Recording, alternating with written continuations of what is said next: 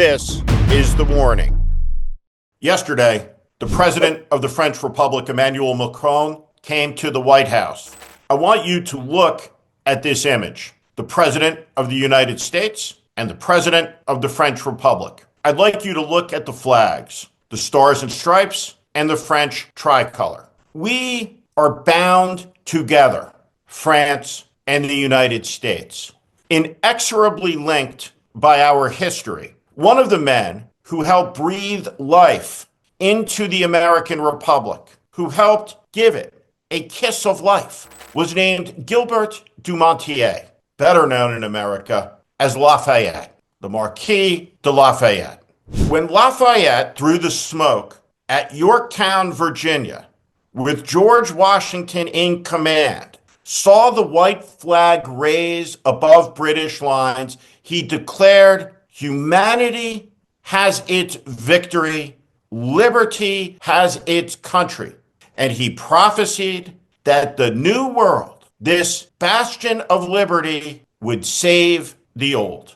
And it did. In the First World War, when the first American forces to ever leave our shores as an expeditionary force came to fight in the first European war of the 20th century, they marched in a formation to Lafayette's grave, and the commander of the detachment said, "Lafayette, we are here." There are tens of thousands of Americans buried in French soil. We are bound together not by the art of the deal, not by transactions, not by the bonds of gold and money and material things, but the ephemeral ones, human dignity and liberty. And so, when you see the French president standing with the American president, talking about freedom and talking about liberty, and you see the look of contempt on Donald Trump's face,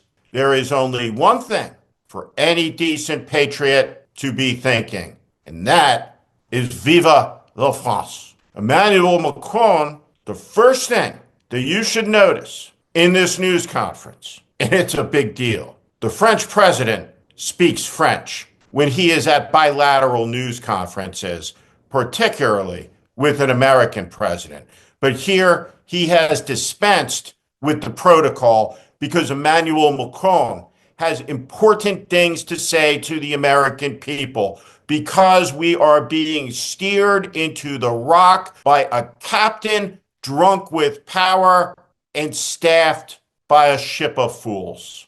They are bringing us with each day, with each malpractice, not closer to peace, but to war, and war in Europe. This hour that we stand in is the most important of the 21st century. And Donald Trump and Elon Musk and J.D. Vance and all the rest of his pack of henchmen have no idea what it is that they are doing, except for wrecking what other better men and women built that led on an 80-year basis to the greatest, fastest period of human progress in all of recorded human civilization. And that is what Donald Trump is taking a blowtorch to. Donald Trump is going to be the architect of a deal that makes the Munich Agreement look like well, what else could be said about it? If that appeasement is to be repeated, but this time with the full knowledge of where appeasements lead, we should understand that Donald Trump's vanity, his lust to in the moment be credited with doing something, anything, will make the world burn. And so let's watch the French president set the record straight. Just so you understand, Europe is loaning the money to Ukraine. They get their money back. No, in fact, to be frank, we paid 60% of the total effort, and it was through, like the US, loans, guarantee, grants, and we provided real money, to be clear. We have 230 billion frozen assets in Europe, Russian assets, but this is not as a collateral of a loan, because this is not our belonging. So they are frozen. if at the end of the day in the negotiation we will have with Russia, they're ready to give it to us, super. It will be loan at the end of the day and Russia would have paid for that. If you This is my believe wish. that, it's okay with me. It is not true what Donald Trump has been saying. Europe has given more to Ukraine than the United States, and Ukraine and the brave men and women have defended freedom with their lives, with their blood, with their kidnapped children. And the United States is indifferent to their suffering. The President of the United States looks in the camera and he calls the Ukrainian president a dictator. Mr. President, to call Zelensky a dictator, would you use the same words regarding Putin? I don't use those words lightly. I think that we're going to see how it all works out.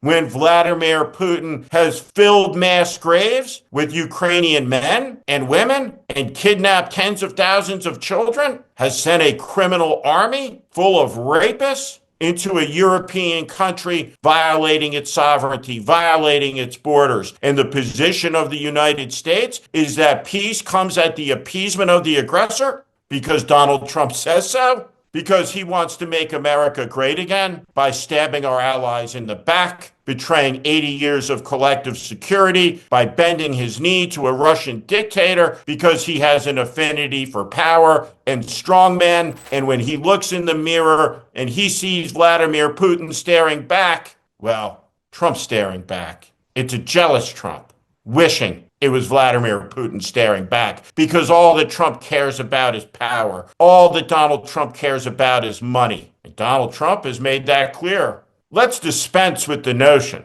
that the Trump revanchist era is to be an isolationist one. My friends, it is to be a new age of imperialism. And the Russian empire will grow, and the Chinese empire will grow, and the American empire will grow.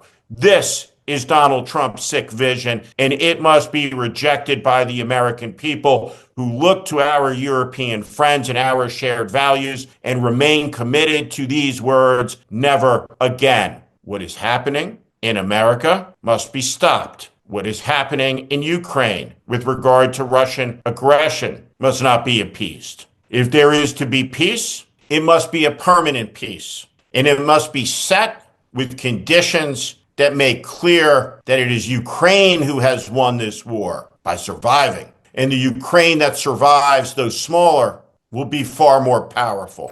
And Russia, which attacked a peaceful neighbor, will not be made powerful by the fruits of its conquest, but rather suffer the consequences of it. A poor nation that sent 800,000 of its young men to die for Vladimir Putin's ego. And the question for you, my friends, my fellow American citizens, is how many of our sons, how many young American men are going to have to die in the world to satisfy Donald Trump's ego? Will 800,000 be enough? Because it didn't sate Vladimir Putin's. He's ready for more. The most dangerous days in 80 years are upon us because of the foolishness, the lack of wisdom of one man, Donald Trump. This is The Warning. I'm Steve Schmidt. This is The Warning. And I invite you to subscribe on our Substack, on our YouTube channel. Follow us. Welcome to the community.